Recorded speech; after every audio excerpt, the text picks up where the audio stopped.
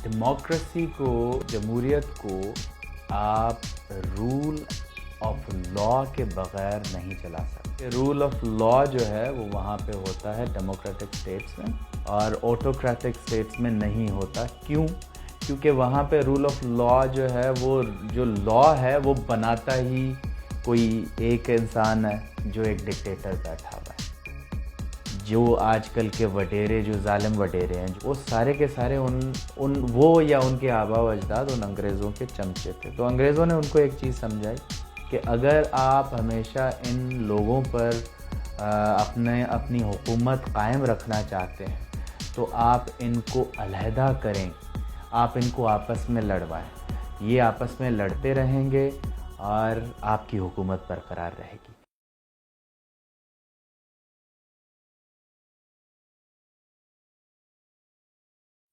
Democracy को, जमहूरियत को आप रूल ऑफ लॉ के बगैर नहीं चला सकते। जो मेन डिफरेंस जो होता है ऑटोक्रेटिक और डेमोक्रेटिक सिस्टम्स में, मोनार्की में, डेमोक्रेसी में, यही होता है कि रूल ऑफ लॉ जो है वो वहाँ पे होता है डेमोक्रेटिक स्टेट्स में, और ऑटोक्रेटिक स्टेट्स में नहीं होता। क्यों? क्योंकि वहाँ पे रूल ऑफ लॉ जो है, वो जो लॉ है वो बनाता ही कोई एक इंसान है जो एक डिक्टेटर बैठा हुआ है।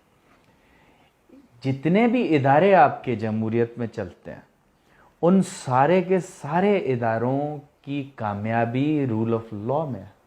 आपने रेवेन्यू का डिपार्टमेंट खोला हुआ है, उसमें लैंड रेवेन्यू या लैंड के मुतालिक जितने भी रिकॉर्ड्स हैं वो आप सेव करते हैं वहाँ पे। अगर रूल ऑफ लॉ नहीं होगा तो वहाँ पे करप्शन होगी तो गैर जो नाजायज़ लोग अपनी ज़मीनें, अपने घर आके वहाँ पे अपने रिकॉर्ड में रखवाएंगे, किसी और की ज़मीनों पे कब्ज़ा करेंगे और सरकारी ज़मीनें चोरी करेंगे। पुलिस में होगा तो इंसाफ चला जाएगा। इसी तरह जिस डिपार्टमेंट में आप जाएंगे, उस डिपार्टमेंट में रूल ऑफ लॉ अगर नहीं होगा तो हमारे फंडामेंटल ह्यूमन राइट्स सब लोगों के वायलेट होंगे। जब ये वायलेट होंगे तो डेमोक्रेसी की ज़रूरत ही नहीं बची। फिर तो आप हमें ऑटोक्रेसी दे दें, आप हमें मोनार्की दे दें, क्या फ़र्क पड़ता है? तो बहुत ज़्यादा इम्पोर्टेंस है। मैं ये आखिर में एक जुमला बोलूँगा कि रूल ऑफ लॉ नहीं होगा तो डेमोक्रेसी नहीं चल पाएगी।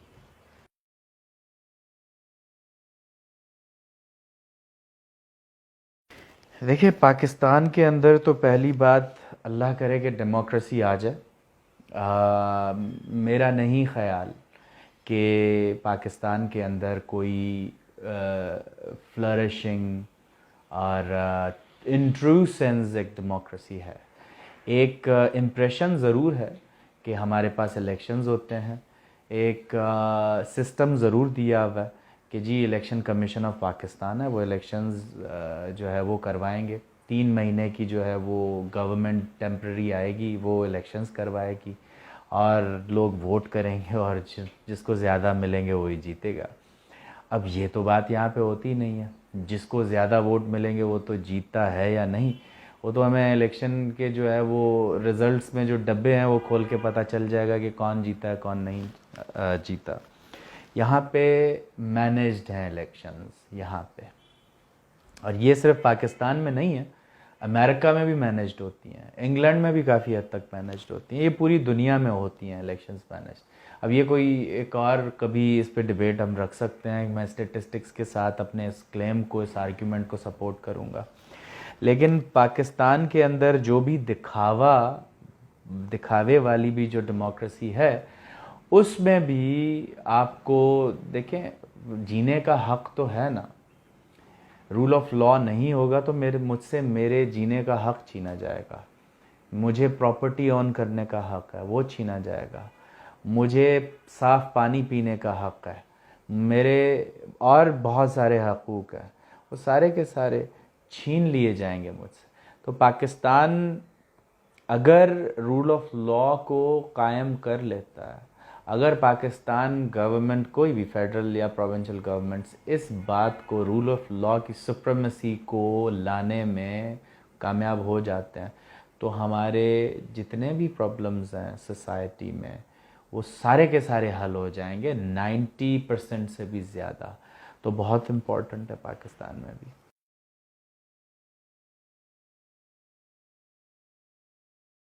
रेमेडी तो ये है कि अगर आप एक इल्यूजन दे के बैठे हुए हैं कि आपके पास डेमोक्रेसी है, तो और ये अगर आपके पास नहीं है, तो ये आवाम को समझना पड़ेगा कि हमारे वोटों के साथ होता क्या है, हमारे डब्बों के साथ होता क्या है, हमारे सियासतदान हमारे साथ क्या कर रहे हैं।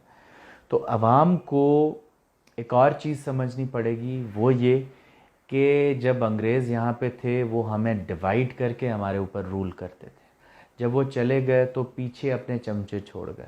जो आजकल के वडेरे, जो जालिम वडेरे हैं, जो जालिम चौधरी हैं, जो जालिम ख़ान हैं, जो जालिम जो है वो कबायली सरदार हैं, वो सारे के सारे वो या उनके आबा व अजदाद उन अंग्रेज़ों के चमचे थे। तो अंग्रेज़ों ने उनको एक चीज़ समझाई कि अगर आप हमेशा इन लोगों पर अपनी हुकूमत कायम रखना चाहते हैं तो आप इनको अलहदा करें, आप इनको आपस में लड़वाएं।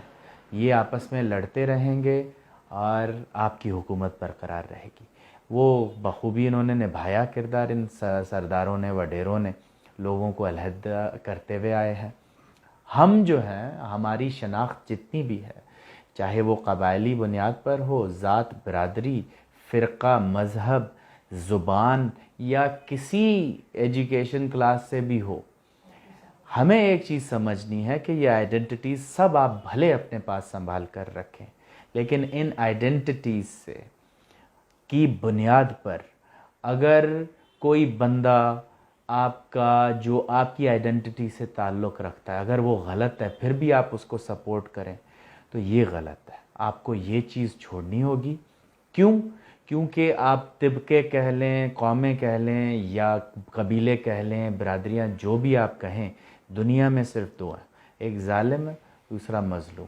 ज़ालिम कम लेकिन मज़बूत, क्योंकि वो आपस में यूनाइटेड है। मज़लूम बहुत ज़्यादा लेकिन कमज़ोर, क्योंकि वो डिवाइडेड है। हमें यूनाइट होना है, हमें डिफरेंसेस ख़त्म करके यूनाइट होना है, और यूनाइट होके हम लोगों ने सच का रास्ता पकड़ के एक चीज़ समझनी है कि नेकी कर और दरिया में डाल।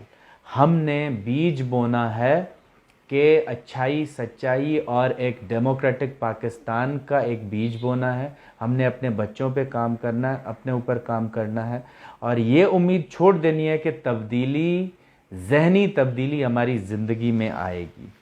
ये उम्मीद आप ना रखें। आ गई तो बहुत ज़बरदस्त, नहीं आई तो कम से कम आपकी नस्लों के अंदर आएगी।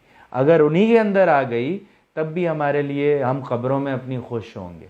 तो ये जब चीज़ हम समझ जाएंगे तो इंशाल्लाह कुछ अरसा लगेगा। ये अरसा 20 साल का भी हो सकता है, 40 साल का भी, 60 साल का भी, 100 साल का भी, लेकिन ये तब्दीली ज़रूर लाएगा। आज तक तब्दीली इसलिए नहीं आई क्योंकि आपने बीज ही नहीं बोया। आप बग़ैर बीज बोए फसल का इंतज़ार कर रहे हैं, ये छोड़ना पड़ेगा। इसलिए हमने इस तरफ जाना है, चाहे वो सोशल या पॉलिटिकल, किसी भी वॉक ऑफ लाइफ में आपने इन चीज़ों को अख्तियार करना है कि ज़ालिम और मज़लूम और सच्चाई का, हक़ और सच का रास्ता। जब इन पे आप आ जाएंगे तो आप फिर, आपकी डेमोक्रेसी भी सही हो जाएगी। कैसे? क्योंकि ये जो मैनेज डेमोक्रेसी है ना, फिर आप इसको कबूल नहीं करेंगे। आपके पास वो इदारे आएंगे कि आपको हम जिताते हैं, आप बोलेंगे नहीं, मुझे जीतना है तो सच पे जीतना है, वरना झूठ पे नहीं जीतना। तो ये इंशाल्लाह हमारी ज़िंदगी में भले ना हो, लेकिन हमारे बच्चों की ज़िंदगी में ज़रूर होगा, या उनके बच्चों की ज़िंदगी में, और वो फसल खाएंगे। आपने सिर्फ इसलिए तैयार रहना है इस बात के लिए कि ठीक है, अगर मुझे फसल नहीं मिलती, ये अगर हमारे चीज़ आ गई अंदर, तो इंशाल्लाह हम कामयाब होंगे।